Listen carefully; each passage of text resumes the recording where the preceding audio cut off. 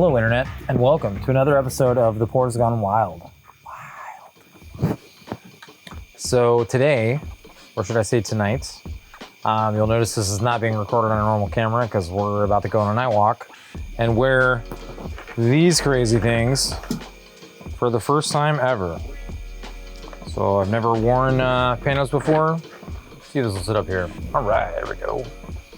I've never worn panos before, so this will be interesting as far as the experience goes. Brian's got a device he's really wearing for the first time tonight as well.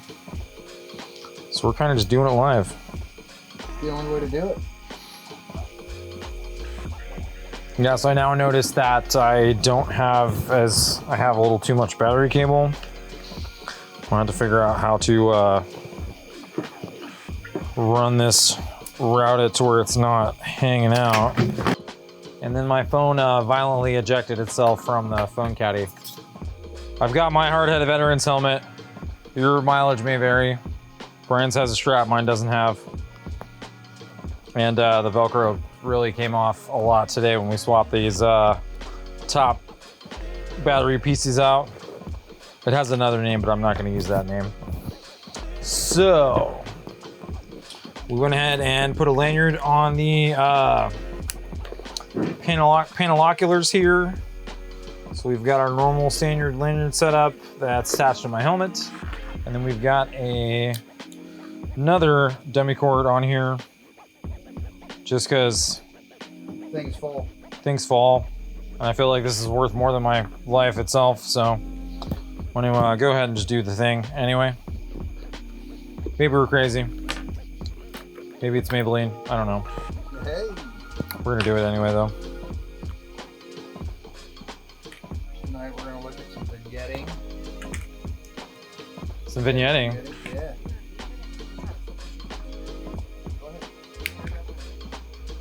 A couple, yeah. A couple of minutes. All right, so getting the lanyard on, testing the downwards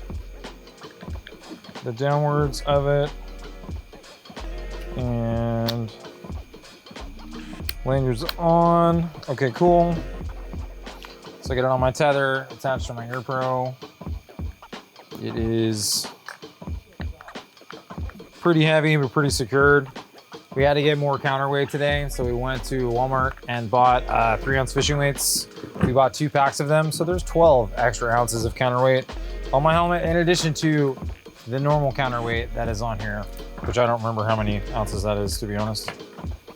It's a couple. Yeah, don't be afraid to build expedient some things. I mean, fishing weights cost a lot less than an actual counterbalance. And I didn't have to buy a $20 Amazon counterweight again.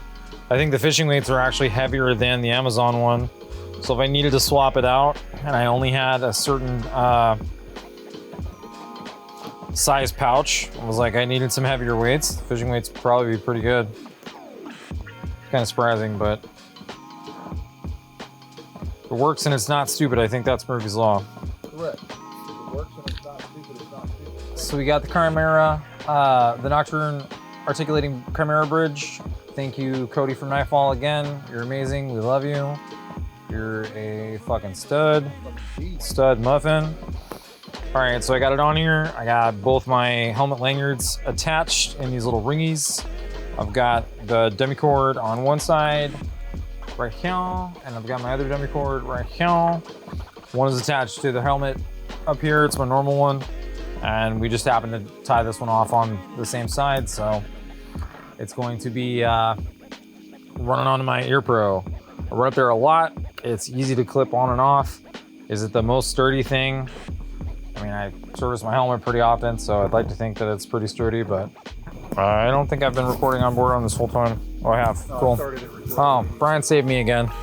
All right, so now we look like the middle-aged Karate Kid tactical hobo. So you can see my additional counterweight we added here today.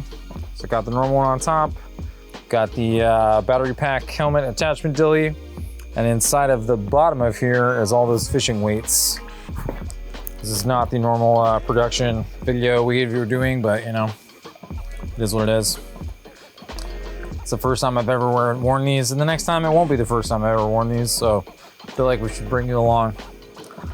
Plus, we've been doing so much shit the past couple weeks for video that I don't even know if I'll have a video for tomorrow, so you might just get this unedited shit show of midnight hoboery. All right, so they're on.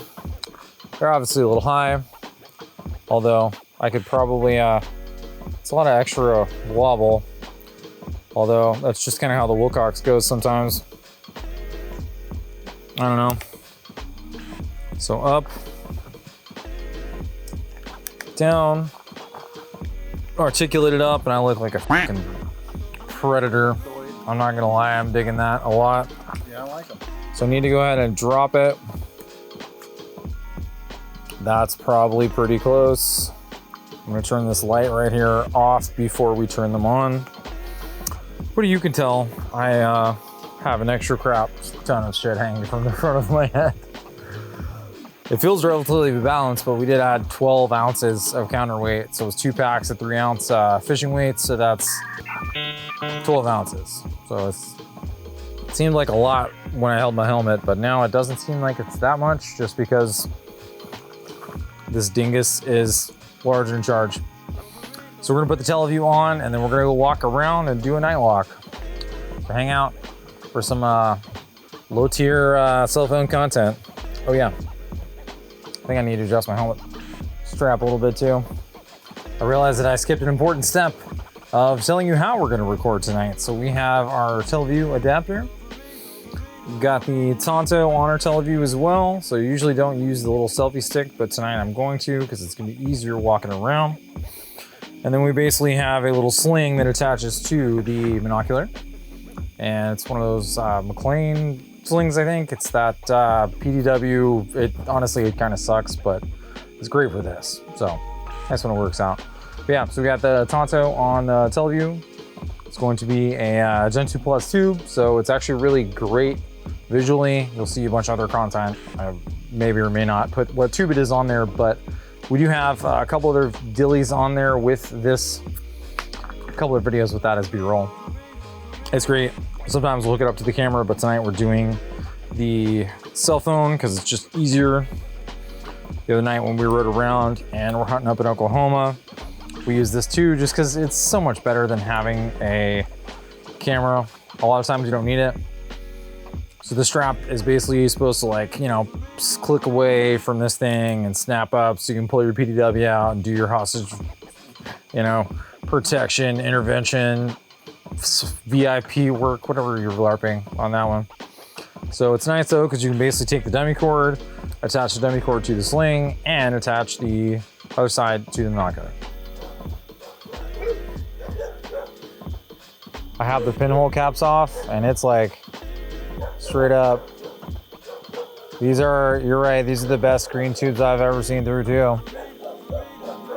I think these are, it's almost like the one we have at work. All right, so first time wearing panos, so I'm an idiot wandering through the world blind, but it's a good time. All right, I feel like my focus is pretty good. I set it kind of like halfway between infinite and non-infinite. It's kind of weird getting the side focus because I'm not sure like how far I want it, but like I can see clearly. Like I can see right about here. Without the caps off, like put the caps on and it's super dark. Well, yeah, you don't want to run the cap. Yeah. But there was still a little bit light when the caps to begin with when it was bright over there, but holy crap. There's a little bit of a different tint between the white fuzz of each manufacturer. I noticed that the L3 one may be a little easier on the eyes. It's just like a flatter, not quite as bright.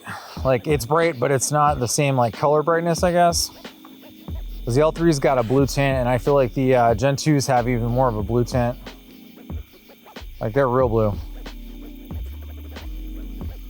Well, we are running a Gen 2 Plus white phosphor on the camera right now. Yep. So you'll be able to see the blue tint. This is fun. Okay. It's not as easy to do that with kit on. Usually I'm just like, everything's sloshing. Yeah, five different directions. We don't get to have much of a fuck off skitter scat across the ground when we got our kit on. I mean, sometimes stuff does fall out and skitter scat around the ground, but that's a lot. Yeah, when you yard sell your equipment, yeah, you yard sell your equipment. That's the glory of retention, I guess. That's why it's important to dummy cord your stuff. How's your snow? It's there.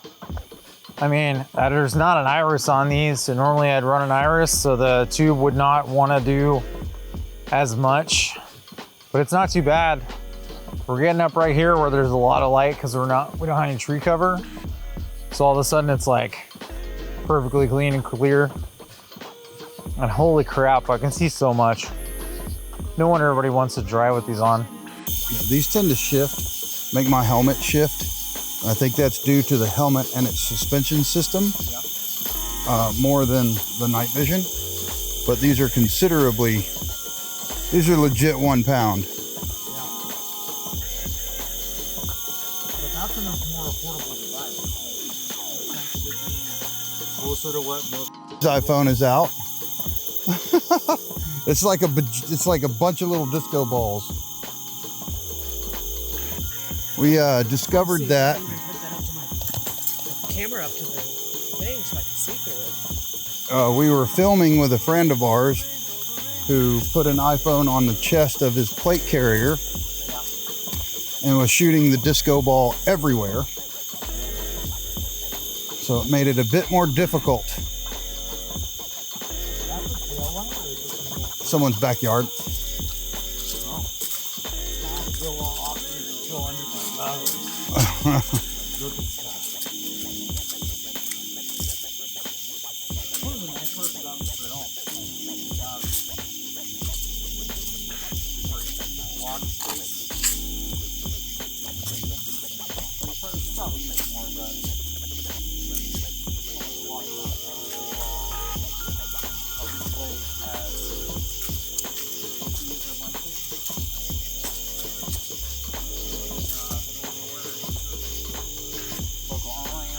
Right. So what we usually do is there's a bend further down there.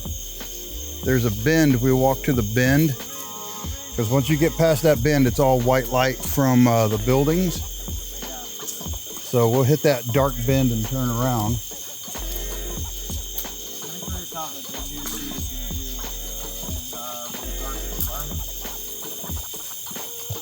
So far we've used it on nights that have had like blue. First time with the full moon, so it was freaking like, I couldn't even tell what tube it is.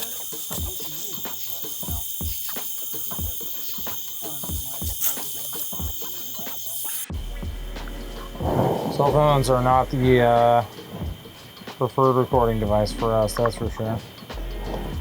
Alright, so turn your illuminator on. Bam! Alright, look in the other direction. The illuminator on this is really nice. Yeah, so it's the BNVD 31s. Let me know when you want me to talk about them. Go ahead. All right, so I'm running the BNVD 31 dual tubes. I'm also running a mission recorder here. The Grec X. The Grec X. It's rechargeable. It has a changeable memory slot like micro SD. These are pretty good. They're heavy if you're used to like a PVS 14, but they're comparable to the PVS 31s that are current issue. They are Gen 2 Plus white phosphor tubes, thin filmed, so they're a very good tube. They're also auto gain, so stepping from a very bright area like we were just in and moving into this darker area due to the vegetation, they'll auto adjust themselves.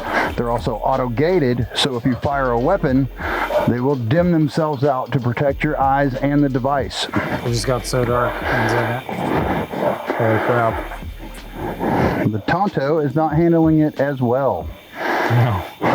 You can tell the difference in the tube real quick. That and it keeps moving. I'm I'm like, that's the maximum. Like the iris is all the way open, and I can barely even see it. See if it's going to cooperate at this point. It's not. Oh, So, seeing how you can see what I'm looking at through the mission recorder and hear me through his onboard mic. shit show. You probably can't hear you very well, but So the teleview, when it works, is phenomenal. great when it works. I guess that's most technology, right? When it's finicky, it's real finicky. It's weak. It just doesn't want to lock down tonight. I don't know what it is.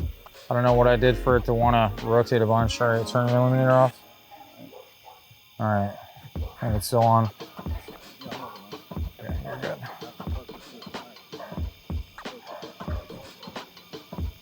Oh no. Yeah, so you can tell we are in a really dark spot right now, so the tube is really not sure what to do. I'm gonna try to get a little better focus. It's about as good as it's gonna get right there. Yeah, I would like to see the side-by-side comparison of the Grec to that, to the teleview. Yeah, I'd be curious about that. Because the Grec, man, if it's picking up what I'm looking at, I can focus it on you so sharp, and if the Grec is picking that up as well, it might be, come towards me, it might be the only way to record this, and we need to get two of them. Yeah, it definitely won't work on what I'm working with, but I can only see your green eyeballs. I got some kind of like reflection on your face. Oh, it's the recorder light. So you'll notice that there's a light underneath Brian's right eye, so our left side, and it's straight up that mission recorder blinking. Or turn to your left. Yeah, so I'm trying to get the Grec focused in. There we go. So you can see as bright as day, that light. Grec's on this side, under here. So not for the tactical operations, but you know. No, but if you needed to run it for that, you could tape it. Yeah, I would say just tape it. Which will make it hard for you to know if you're recording because there's no positive feedback. I guess you'd get one of those recorders. I'm sure the government has a fancy one that they go on the helmet. You just plug it in and auto records everything. I'll talk about loss of depth perception. I'm recording with the tube and simultaneously walking with the other tube on my head. Well, tube. And it keeps auto gating when I put the phone in front of my face. This is like, how do you film when you're retarded? Man, these are Gen 2 Plus, and they are so good. Yeah, I think a lot of it matters with the optic quality too, right? Yep, these have very good PVS 14 glass on board. So thanks to Cody for building them that way, or making sure they're set up that way. I appreciate it. He's a quality human. Here we go, we got some light now. And it's really surprising how dark it is. I normally have it zoomed in a little more too, so I got all the vignette right now.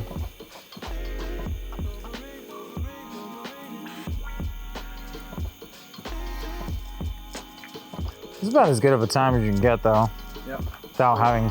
One thing that I noticed is with the Grec on, if you don't have your IPD stop set, it will make your tube slowly collapse on one side. So if you don't set that, it'll constantly move on you. All right, you wanna go up there then? Yeah. Although them lights down there, Yeah, it looks like a straight up, just glow down there. Yeah. So we're waiting on our.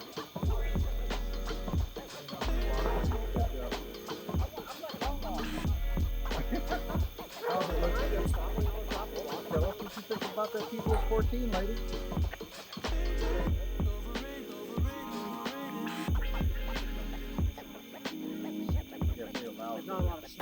So I'm gonna flip my other pod down so I can see, go back to seeing. Oh yeah, buddy.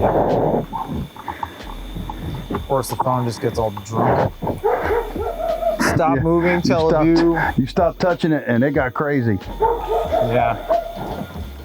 So what I had to do was hold the stick and the phone. Yeah, that's basically where I'm at right now. To keep it from collapsing on me.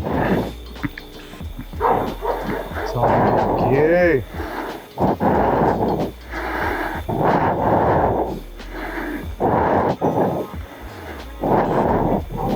I'm excited to shoot with these tomorrow. You're gonna wear them while you shoot? Probably. Oh, when we go out to Jeff's, yeah. Yeah. Figured I would at least like to say I shot at them. For real. Yo, we need to plan your birthday party, lady. What? All right, I'll take that as a hard don't do it. Do what? There's a bright ass house next to us with bright lights, so it's very much noticeable. So I think with a good IR illuminator, these would punch so deep into the dark shadows. Yeah, all right. For like PID. Yeah, that's the thing. You got to be able to identify it. And night vision's good for identifying in some ways. Thermal's better in others. Right, but and it doesn't matter if you're running Gen 2 plus, Gen 3, thin filmed, unfilmed. In the dark, there's going to be shadows that these cannot see in. So you have to have a quality illuminator that you can adjust the flood on to punch into the dark, to punch into that darkness. Darkness. All right, so we're in front of this bright ass. We'll work the. And what's really work bad? The iris a little bit. It's really not that bright right here. No, it's not. It just looks that way to us. Yeah, I wish I had a non-IR camera, but that's the iris pretty much all the way closed right there. Just cranked it open a little bit. Yeah, just an intersection.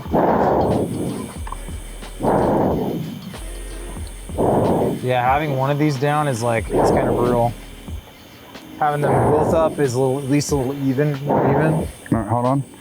I'm taking a picture that you can insert in. Okay. And this is night mode, so it's enhancing the given light.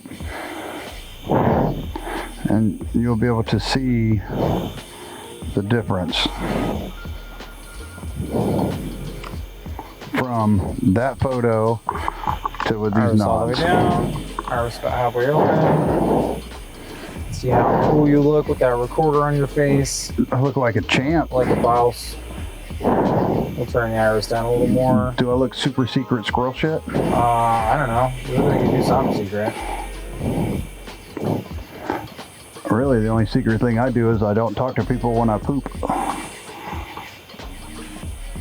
I mean, that could be a secret if you wanted it to be. I think you just told the world, though. Oh no. Now people know that I poop. I love these. Yeah, everybody poops, right? For all you kids who are scared to poop at school, everybody poops. It's just mind-blowing how much. Don't be pooping your pants. Go to the bathroom. Almost happened. No, not you, man. You're a grown-ass man. You want to poop your pants, you do your weird shit. Peeing your pants is cool, then I'm Miles Davis. Dude, I'll turn this bus around. So I feel like the coolest kid on the block right now. If not, I'm sure there's a cooler kid out there somewhere. I'm not really that cool. But oh man, I feel cool. That's fucking pretty goddamn legit. It's interesting wearing one down and the other up. Made my neck strain so much.